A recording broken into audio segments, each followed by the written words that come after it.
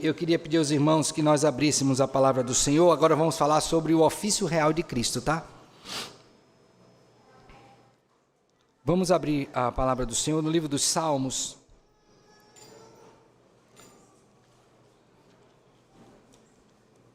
Nós faremos a leitura do Salmo de número 110.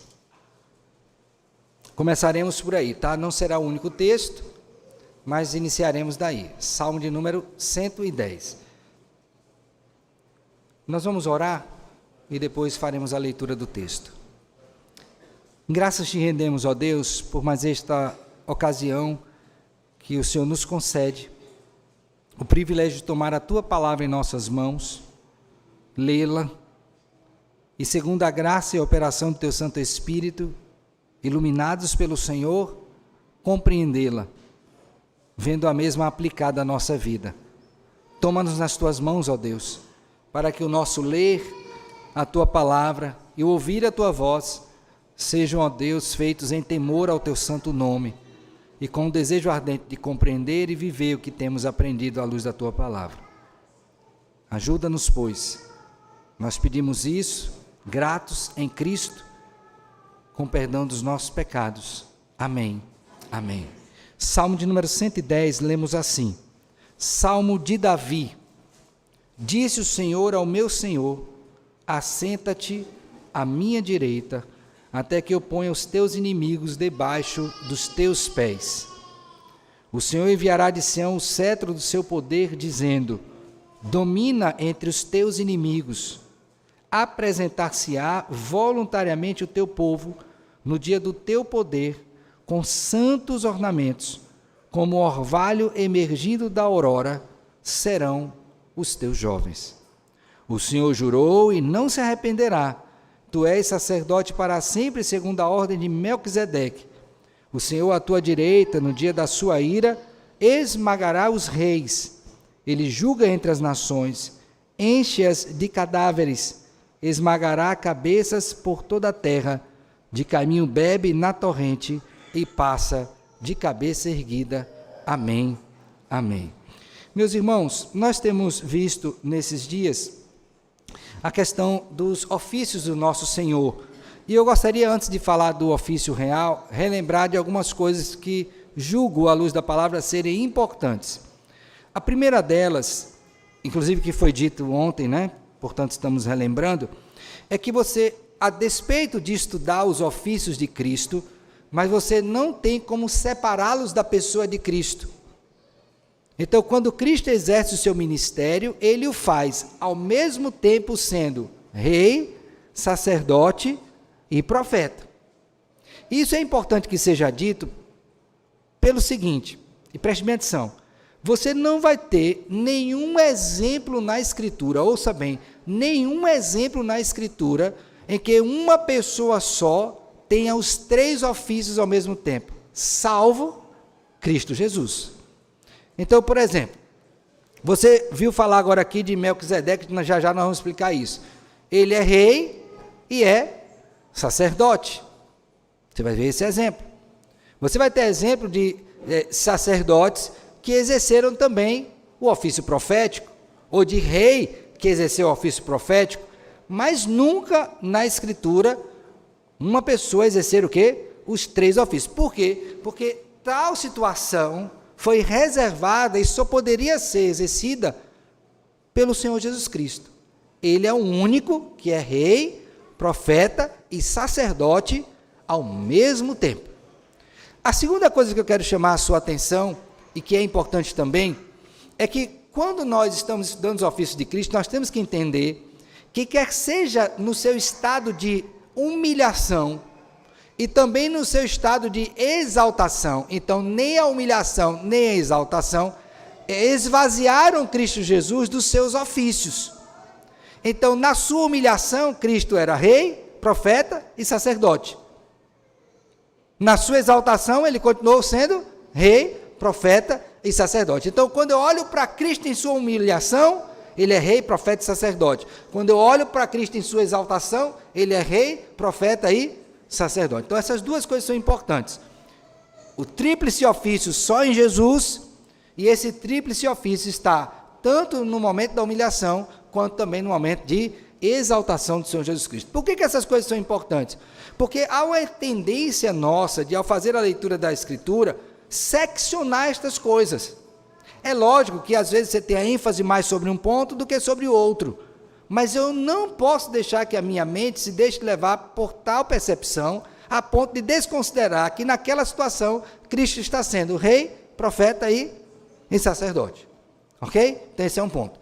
E a outra coisa que eu também tenho que combater, à luz desses dois princípios, é o seguinte: é de achar que algum dos personagens bíblicos, homens, inclusive usados pelo Senhor, em algum momento exercer esse tríplice ofício. Ninguém. Por quê? Porque a expectativa bíblica, a esperança do Messias vindouro, é sempre de alguém que será superior a qualquer homem. Então você não vai ter nenhum exemplo para que essa expectativa ela seja cultivada, alimentada e vivenciada somente em Jesus Cristo. Então, se tem alguém que nós devemos repousar, é em Jesus. É em Jesus e nenhum outro. Então, vamos dar aqui um exemplo disso.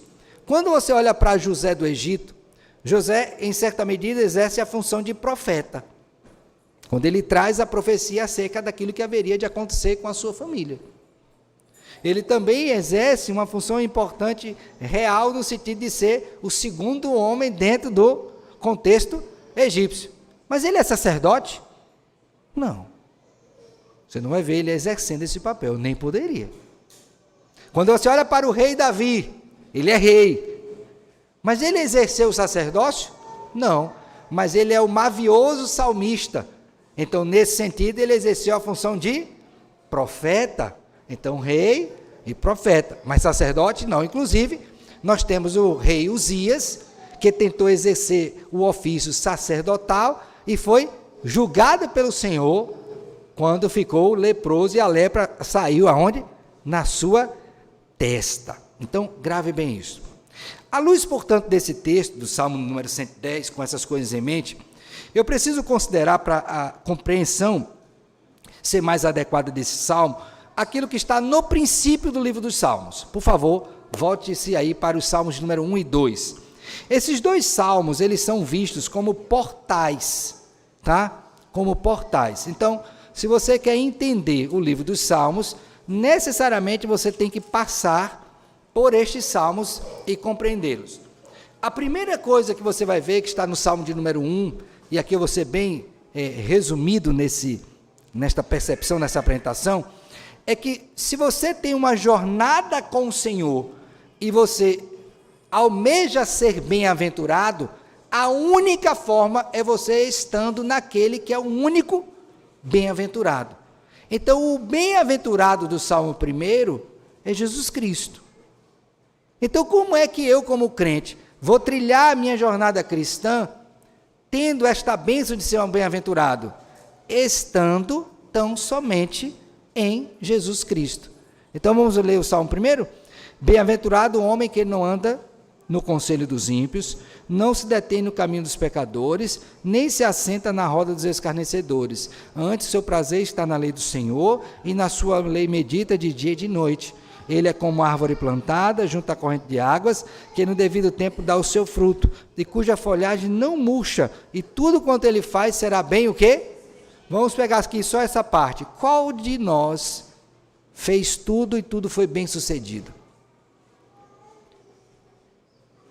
Nenhum de nós. Se olharmos a nossa vida, veremos muitas desventuras. Então, quem é esse que faz tudo e tudo é bem sucedido? Não sou eu. Não pode ser vocês.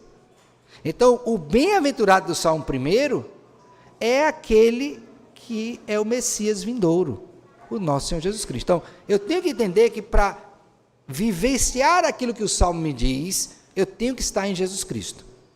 A segunda coisa importante está no Salmo 2, que eu quero destacar.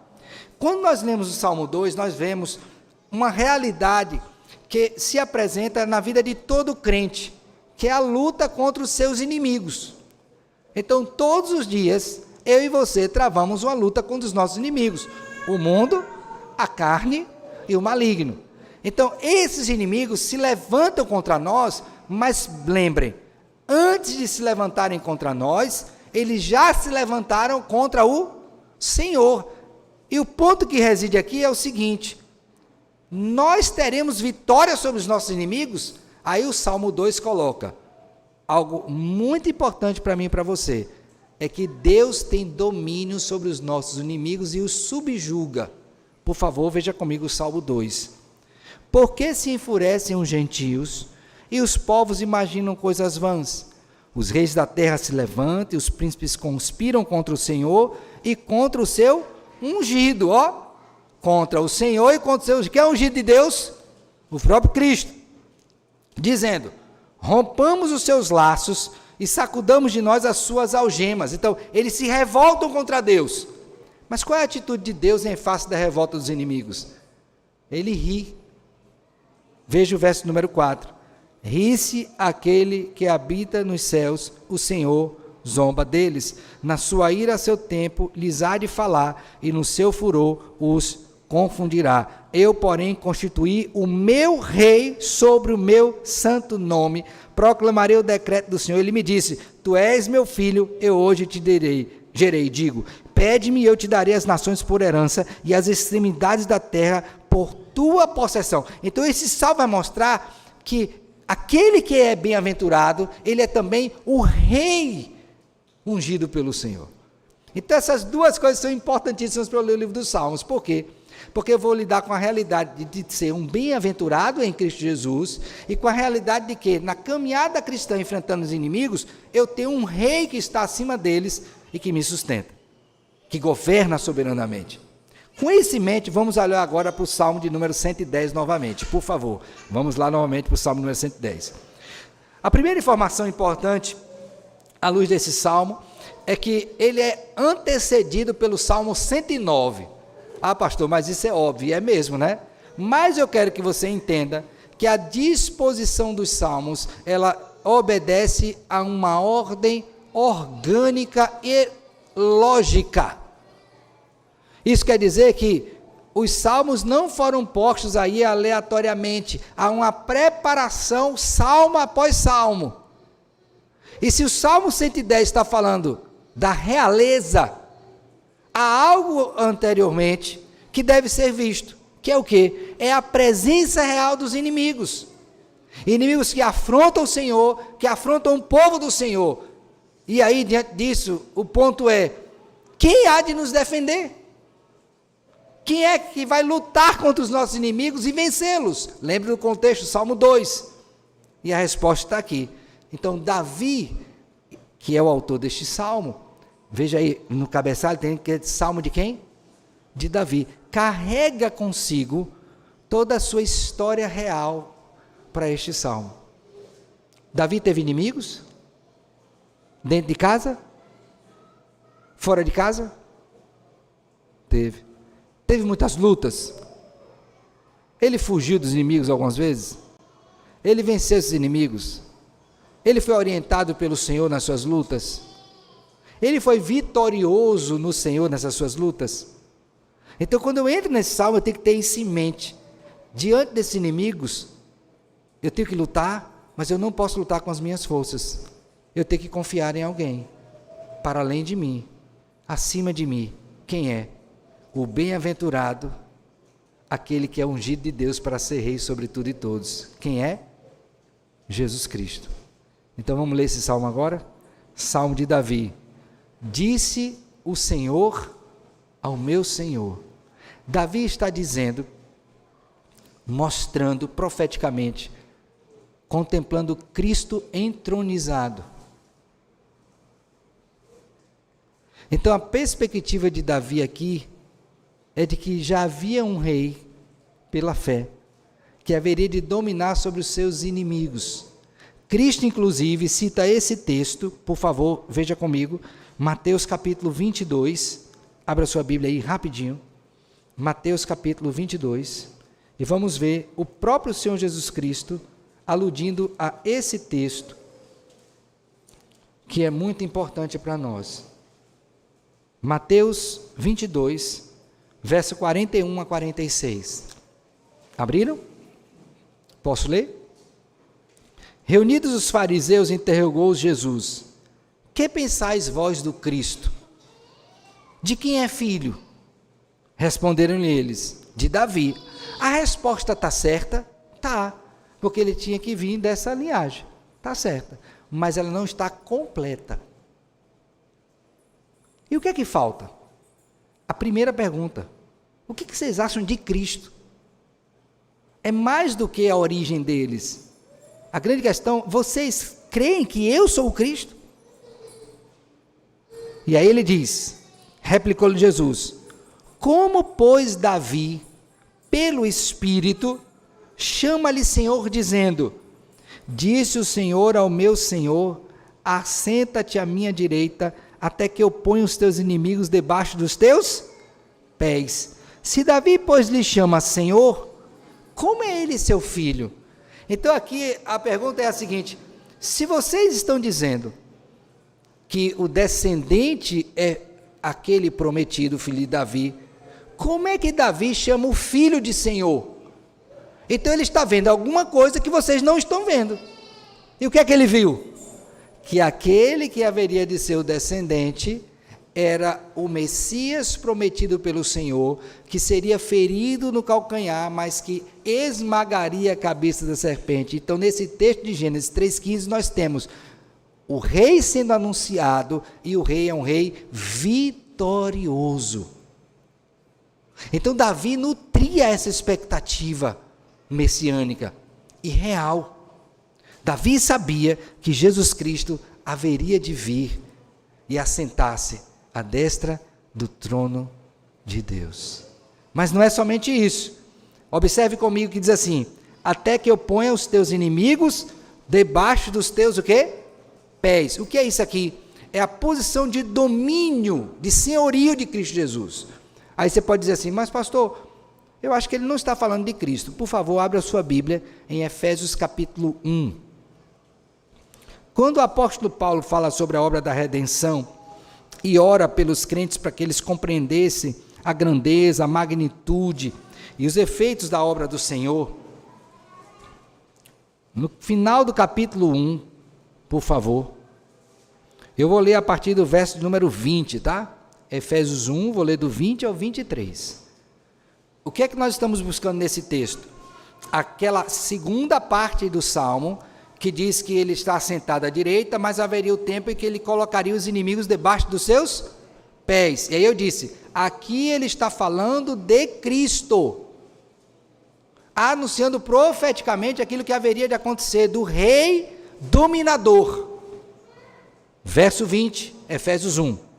O qual ele exerceu em Cristo, ressuscitando dentre os mortos, e fazendo-o sentar à sua direita nos lugares celestiais. Está vendo a linguagem? Sentar à direita, prosseguindo. Acima de todo o principado e potestade e poder e domínio e de todo nome que se possa referir, não só no presente século, mas também quando?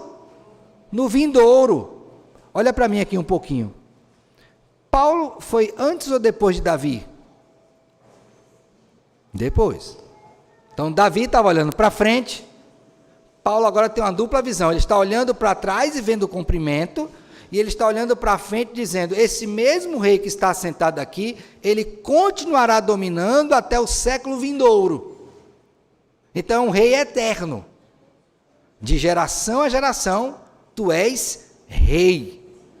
E o que esse rei fará, que expressa o seu domínio? Por favor, veja comigo o verso 22. E pôs todas as coisas debaixo dos pés, para ser o cabeça sobre todas as coisas, o deu à igreja, a qual é seu corpo, a plenitude daquele que a tudo enche, em todas o quê? Então ele está dizendo, Jesus Cristo recebeu do Senhor o Pai a autoridade para dominar sobre tudo e todos. Quem é esse que Davi está falando? Jesus Cristo, o nosso Rei. Volte lá, por favor, para o Salmo de número 110, e aí lemos, o Senhor enviará, verso 2, de Sião, o cetro do seu poder, dizendo, domina entre os teus, o quê? Inimigos. Cristo é o Rei dominador. Aquele que tem autoridade sobre tudo e todos. Mas não é somente isso. O que mais Cristo faz? Vamos ver agora, por favor, o verso 3. Apresentar-se-á voluntariamente, grife essa expressão aí, voluntariamente o teu povo, no dia do teu poder, com santos ornamentos, como o orvalho emergindo da aurora, serão os teus o quê? Então qual será a reação desse povo em face da realeza de Cristo? Esse povo vai o quê? Voluntariamente adorar ao Senhor. Quero que você traga à sua memória um evento muito marcante quando Cristo estava encarnado. Vocês lembram da entrada de Jesus Cristo em Jerusalém? O que foi que aconteceu? O que é que as pessoas gritavam? Hosana! Lembra disso? E eles balançavam o quê? As palmas, reconhecendo a realeza de Cristo, que entrava montado em quê? Em um jumentinho. Ok? De onde é que veio essa cena para um bom judeu? Quando estava ocorrendo a transição do rei Davi para o rei Salomão, e a tentativa de usurpar o trono de Salomão, Davi dá ordem aos seus súditos que colocassem a Salomão como rei. Qual foi o animal que Salomão montou, que expressou a sua realeza e substituição a Davi? Um jumentinho. Então, na mente do judeu, quando ele olha e tem por base aquele grande reinado de paz que foi o reinado de Salomão, e ele olha agora para Cristo Jesus entrando do mesmo modo, o que é que nós temos? O cumprimento da promessa que foi feita a Davi, de que viria depois dele um descendente. Salomão veio, mas apontava para outro mais adiante, que era quem? A pessoa bendita do Senhor Jesus Cristo. Então Cristo é de fato o Rei prometido, aquele que o povo esperava, o bem-aventurado, aquele que tem domínio sobre tudo e todos e governa todas as nações para a sua glória e para o bem do seu povo. Esse é Jesus, o nosso Rei. Volte seus olhos mais uma vez para o Salmo 110. E agora você vê o acúmulo de função nesse texto, de ofício. Esse mesmo rei apresentado é o rei que é também o quê? Sacerdote. É o rei que defende o seu povo e é o rei que faz a mediação entre Deus e o seu povo. É o rei que dá a sua vida pelo seu povo. Lembra que a função sacerdotal consiste em duas tarefas: oferecer-se a si mesmo e fazer a reconciliação. Será que Cristo fez isso? Olhemos para o Salmo, verso 4. O Senhor jurou e não se arrependerá. Tu és sacerdote para sempre, segundo a ordem de Melquisedeque, rei de Salém. Então, o que o salmista está dizendo é que esse rei protetor, esse rei dominador, é também um sacerdote perfeito. E aí, o Senhor à tua direita, no dia da sua ira, esmagará os reis. Ou seja, o mesmo sacerdote que faz a mediação é o mesmo rei que está esmagando os seus inimigos. Como pode isso? Porque Cristo exerce em sua pessoa os três ofícios. Deixe-me dar um rápido exemplo disso. Na minha vida, eu preciso de que Deus fale comigo por sua palavra. Quando eu oro ao Senhor e peço que Ele fale comigo, eu estou clamando por qual ofício de Cristo? Profeta. Senhor, fala comigo. Lembra? Cristo, como profeta, fala à sua igreja pelo Espírito e pela palavra. Mas quando no culto confessamos os nossos pecados e pedimos perdão ao Senhor, o fazemos na mediação de Cristo, nos méritos da obra dele, a morte dele. E também confiamos na intercessão que ele faz junto ao Pai para que nos perdoar os pecados, lemos hoje o texto, e nos purificar de toda injustiça. Papel de quem? sacerdote. Mas em seguida, na oração, pedimos que Deus agora nos dirigisse a uma vida reta, de obediência. Agora eu estou clamando aqui, ofício real: governa sobre mim, Senhor, e me dirige os passos na retidão. Então, quando eu olho para esse Salmo número 110 e vejo o rei e o sacerdote ao mesmo tempo, eu tenho que entender que todas as vezes que eu me dirijo ao Senhor Jesus Cristo, eu tenho que percebê-lo como rei sobre a minha vida, como sacerdote que faz a mediação entre Deus e a minha pessoa e o seu povo, e como profeta que me guia na verdade. A mesma coisa, todos os dias, por toda a eternidade. Eu vou precisar de Jesus como meu rei, como meu sacerdote e como meu quê? Profeta. O texto então prossegue e diz: o Senhor à tua direita, no dia da sua ira, esmagará os reis. Ele julga entre as nações, enches de cadáver. Então é um rei que julgará. Pastor, mas é assim mesmo? É. Abra sua Bíblia, por favor, no livro de Atos dos Apóstolos, capítulo de número 17. Atos dos Apóstolos, capítulo de número 17. Veja comigo que verdade importante nós temos aqui sobre este papel real de Cristo Jesus. Abriram?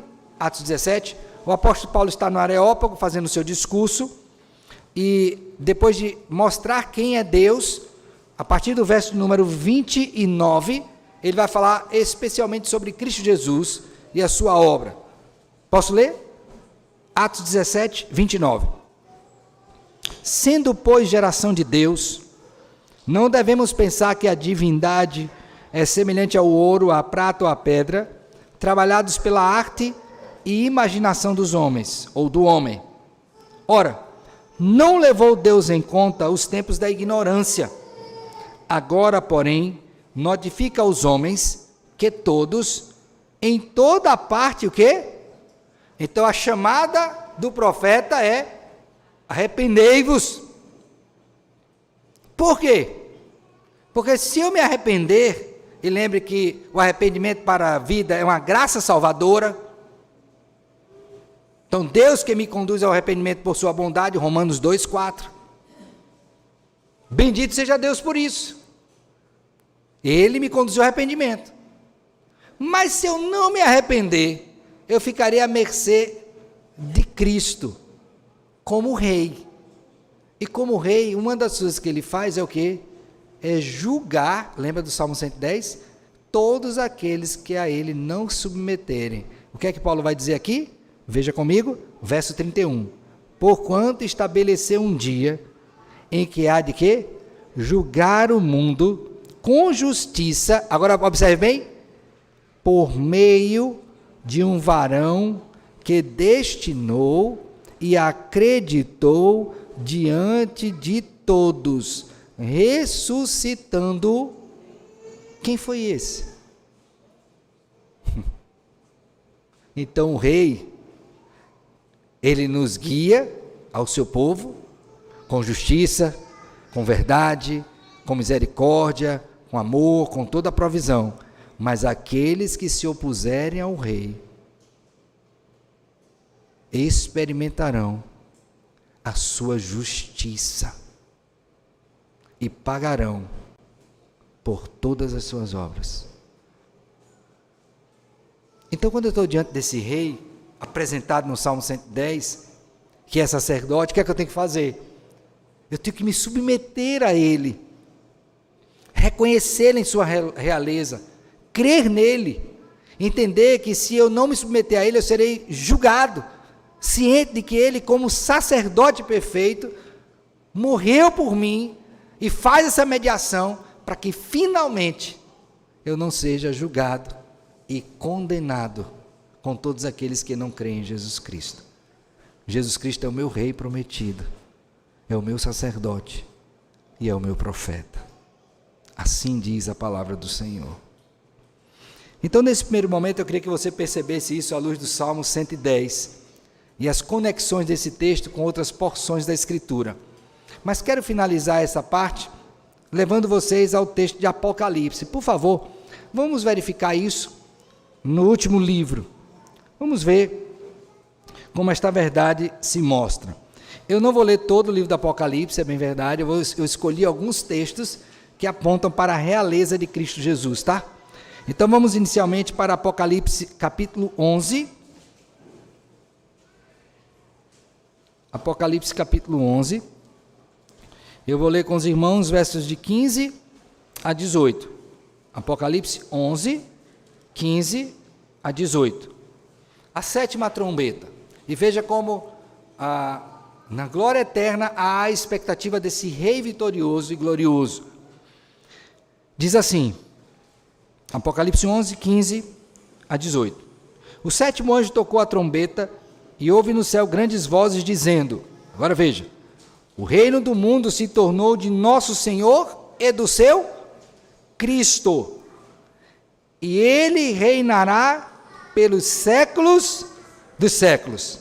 E os 24 anciãos que se encontram sentados no seu trono diante de Deus, prostraram-se sobre o seu rosto e adoraram a Deus, dizendo, graças te damos, Senhor Deus Todo-Poderoso, que és, que eras, porque assumiste o teu grande poder e passaste a reinar. Na verdade, as nações se enfureceram. Chegou, porém, a tua ira e o tempo determinado para serem julgados os mortos, para se dar o galardão aos teus servos os profetas, aos santos que temem o teu nome, tanto aos pequenos como aos grandes, para destruírem os que destroem o quê? A terra. Promessa escatológica, o rei reinará eternamente. Por favor, vamos agora para Apocalipse capítulo 12, verso de número 5, por favor. E observe bem agora a conexão, desde a promessa do envio, do nascimento, até a consumação. Apocalipse 12, 5. Nasceu-lhe, pois, um filho, o quê? Varão. Lembra desse texto lá que eu li ontem para os irmãos? Em Êxodo, o cordeiro tem que ser o quê? Macho. Não é uma varoa. É um varão. A verdade é a mesma. Do Pentateuco a Apocalipse. Não mudou.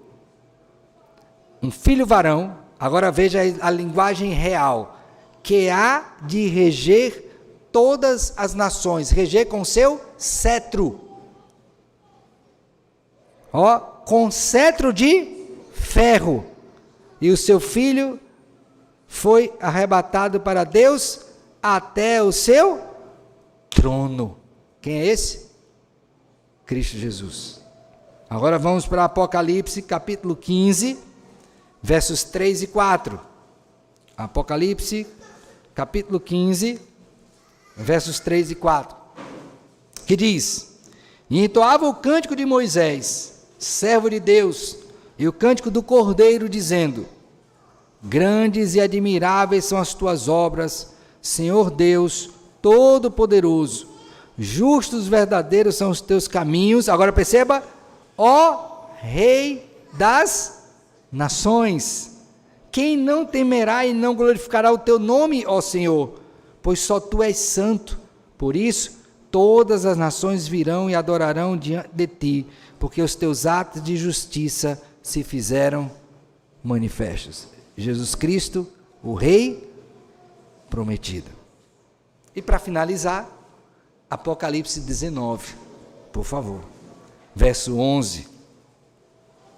Apocalipse 19, verso 11. Vi o céu aberto, e eis um cavalo branco. O seu cavaleiro se chama Fiel e Verdadeiro, e julga e peleja com justiça. Os seus olhos são chama de fogo, na sua cabeça há muitos diademas. Tem um nome escrito que ninguém conhece, senão ele mesmo. Está vestido com um manto tinto de sangue, e o seu nome se chama... Quem? Verbo de Deus. Quem recebeu esse nome em João capítulo 1? Cristo.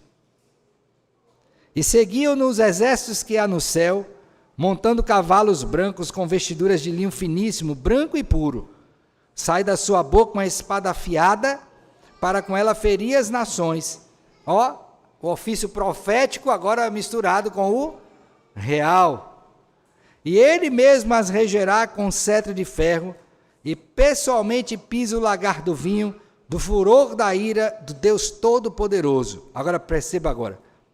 Tem no seu manto e na sua coxa um nome escrito.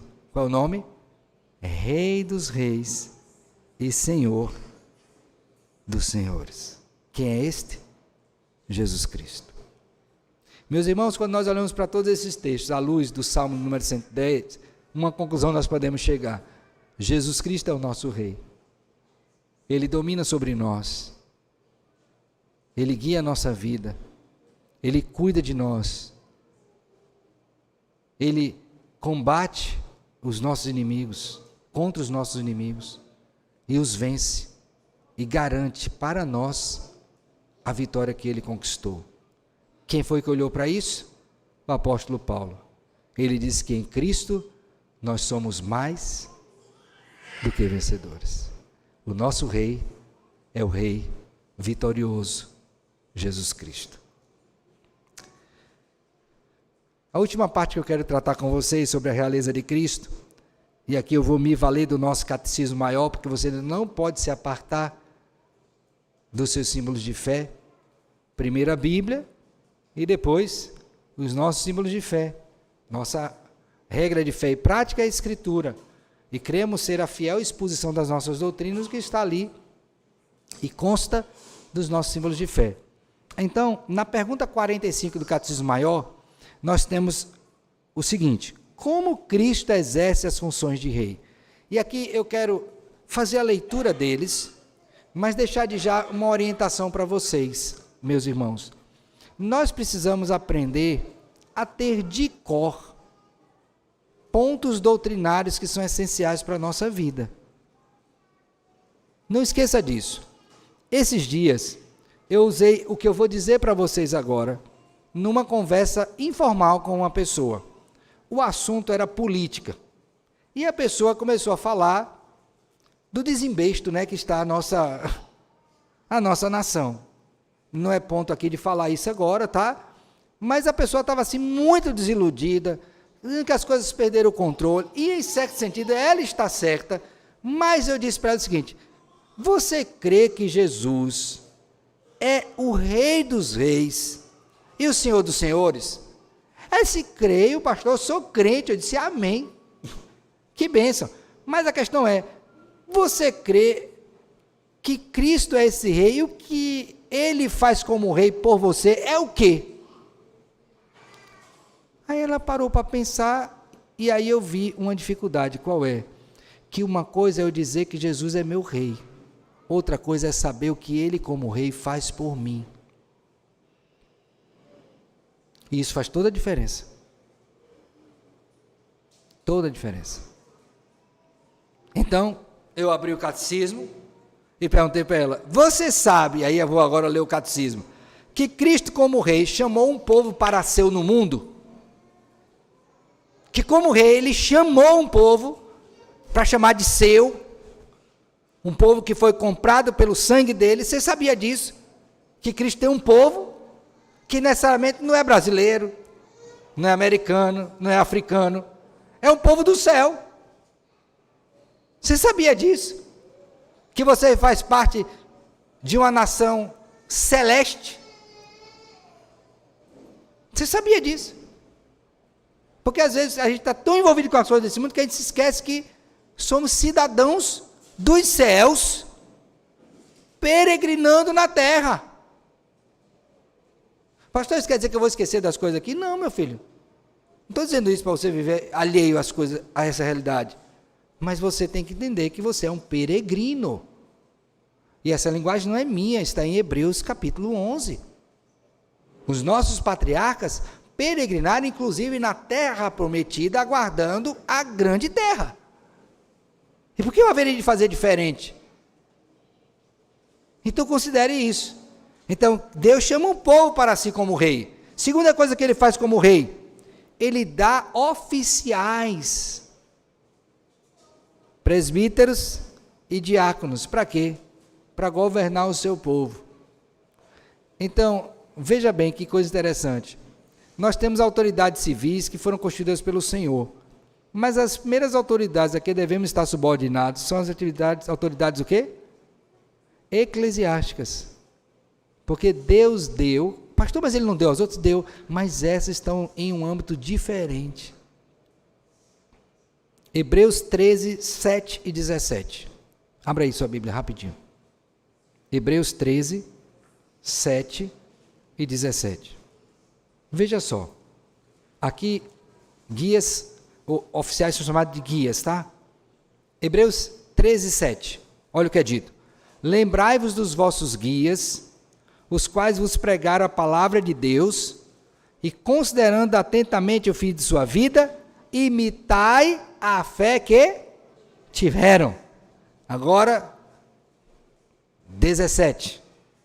Obedecei aos vossos guias, e sede submissos para com eles, pois velam por vossa alma como quem deve prestar contas, para que façam isto, digo, com alegria, e não gemendo, porque isto não aproveita a vós outros.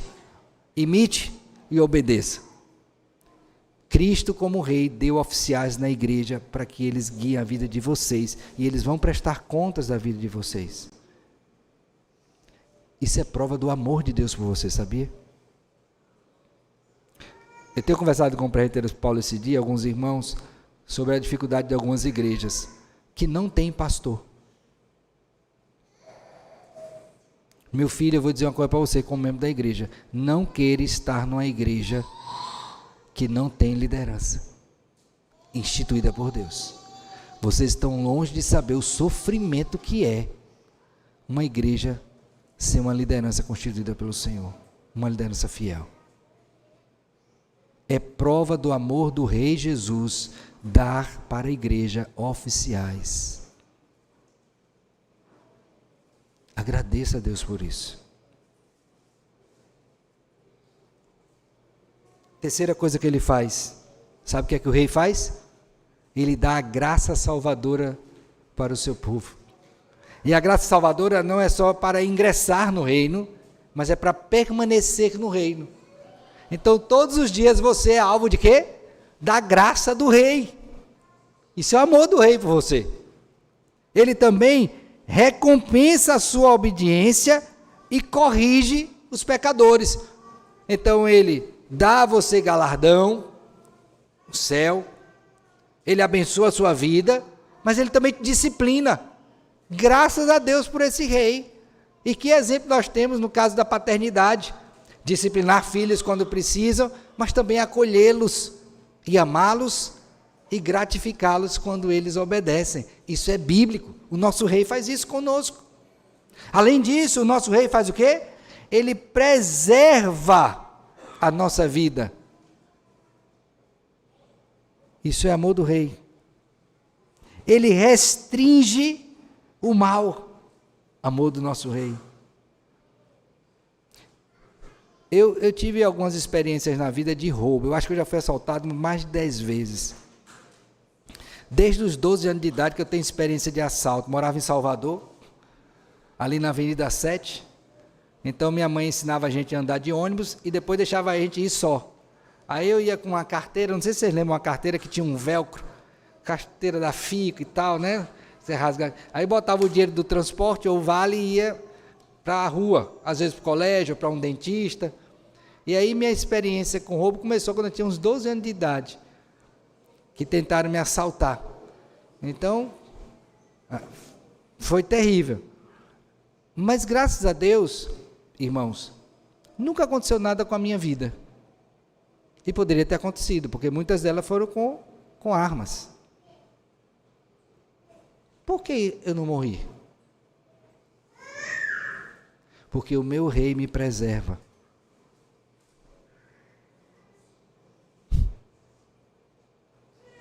Porque ele decretou o dia que eu haveria de nascer e o dia que eu haveria de morrer. Meu rei cuida da minha vida. Então não é apenas saber que Cristo é seu rei, A questão é que tipo de relacionamento ele tem com você e você tem com ele.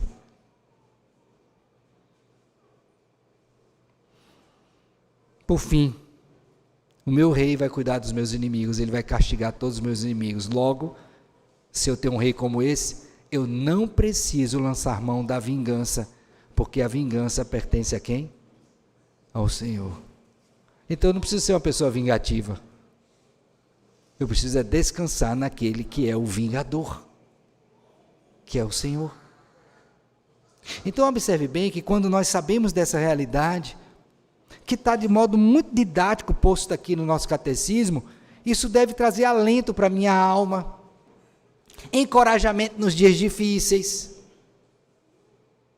Para quê? Para que continue vivendo na dependência do meu rei, que é quem? O Senhor Jesus Cristo. Cristo é o meu profeta, grande profeta, que devo ouvir. Cristo é o meu sumo sacerdote, que faz a minha mediação com o Pai. E Cristo é o meu rei, que governa a minha vida todos os dias, até toda a eternidade. Queridos, que lições eu gostaria de tirar para a nossa vida, finalizando então essa percepção? Primeira delas, eu queria que você fizesse uma pergunta simples para a sua vida: quem é o seu rei? E antes que você responda que é Jesus, eu quero lhe mostrar um exemplo bíblico de alguém que tinha uma relação tão profunda com o Senhor, que até o nome dele era "o Senhor é meu rei". Vocês lembram do livro de Ruth? Havia um homem naquela terra cujo nome era Elimeleque. Elimeleque quer dizer Deus é meu rei. Mas na hora de decidir sobre para onde ele ia, quem decidiu? Foi Deus? Não. Tanto é que ele foi para uma outra terra, e lá nessa terra, seus filhos casaram com mulheres ímpias, não saiu da pobreza, ele morreu, seus filhos morreram, tudo porque ele quis governar a sua própria vida e não seguir o governo do rei. Então eu vou lhe fazer a pergunta de novo: quem é o seu rei? Porque como Elimeleque, você pode ter até o nome de que Deus é seu rei, mas se quem estiver guiando a sua vida for você, você não entendeu ainda que Jesus deve ser seu rei. Quem é que guia suas decisões? Quem é que diz o lugar para onde você vai? Quem é que diz com quem você vai se relacionar? Quem é? Se não for o Senhor, você ainda não entendeu que Jesus é o seu rei. Entenderam isso? Então pare, analise, pense direito, e se porventura você for encontrado sendo rei de si mesmo, se arrependa. Confesse ao Senhor e diga: Senhor, eu estou querendo governar minha vida. Me perdoe e me ajude a me submeter ao teu senhorio.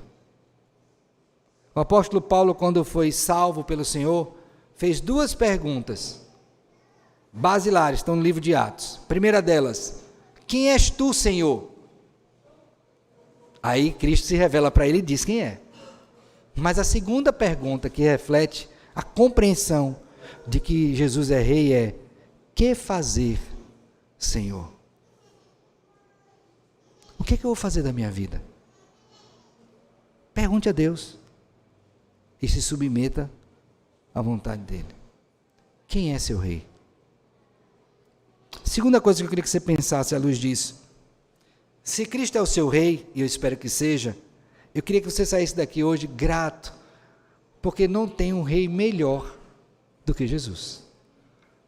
Ele chamou você, ele deu a graça dele, ele preserva a sua vida, ele lhe abastece de tudo quanto é necessário para que você possa ter uma vida que agrade a ele. Ele guia os seus passos, ele livra você dos seus inimigos, cuida de cada um deles. Não tem um rei melhor do que Jesus. Então saia daqui louvando a Jesus por ele ser o quê? O seu rei. Diga: obrigado, Senhor. Graças te rendo, Senhor, porque tu és o meu rei. Agradeça a Ele, porque antes de Cristo, você estava à mercê de um rei que não era bom. Antes de Cristo, você estava à mercê de um cuidado que não era cuidado, de uma provisão que não existia. Mas agora em Cristo, você tem e sabe o que é verdadeiramente ter um rei verdadeiro. Agradeça a Cristo. Obrigado, Senhor. Obrigado porque o Senhor é meu rei. E não me deixe jamais me apartar do teu senhorio. E por fim, nós estamos em um mundo onde infelizmente as pessoas querem ser reis de si mesmas, não é? Isso começa com uma criança. Ela quer saber onde vai sentar, ela quer saber o que vai comer. E aí eu queria que você entendesse a grande missão que nós temos, na medida em que temos a Cristo como nosso rei, de falar para as pessoas que há um rei que está acima de tudo e todos, e que é o melhor, que é quem? Jesus. Entenda o seu papel, fale acerca de Cristo, e mostre às pessoas que não há um rei melhor do que o nosso Senhor Jesus Cristo. Então às vezes você vai ver pessoas aprisionadas, cativas, debaixo do tacão de um rei terrível, o pecado, diabo, rei minúsculo. Mas se elas entenderem que não há rei melhor do que Jesus, aí vocês verão a grande bênção que será a vida dessas pessoas, porque terão a Cristo como seu Senhor. Eu espero que você esteja consciente disto, e que você não guarde para você somente a bênção de ter a Cristo como rei, mas você fale para todos quantos o Senhor te levar. Fale com propriedade, fale em verdade, fale em amor, para que elas digam: eu quero, pela operação do Espírito Santo de Deus, ter a Jesus como meu Senhor e como meu Rei. Que assim seja, querido irmão, na sua vida e na vida de todos aqueles a quem Cristo te levar. Que Ele nos abençoe. Amém. Vamos orar? Graças te rendemos, Senhor Deus maravilhoso, pela bênção de servir ao Senhor e de conhecer as verdades da Tua palavra, entendendo que o Senhor Jesus é o nosso Rei, o Rei dos Reis, o Senhor dos Senhores, o grande vencedor, em quem nós somos vencedores. Aquele que cuida de nós, tendo nos chamado, nos concede tudo quanto é necessário para um viver agradável ao Senhor mesmo. E mais do que isso, Ele é o nosso Rei, é o nosso sacerdote e o nosso profeta. Louvamos ao Senhor por Cristo. E pedimos, ó Deus, que as verdades postas na Tua palavra acerca do nosso Senhor sejam verdades que experimentamos todos os dias e que também propagamos, proclamando as virtudes do Senhor que nos chamou das trevas para a Tua maravilhosa luz. Faz isto, ó Deus, e que esta igreja, amada igreja, seja alvo do Teu favor continuamente, por meio de Cristo, sumo sacerdote, Rei dos reis e o grande profeta. Assim oramos nele, com gratidão e perdão dos nossos pecados. Amém.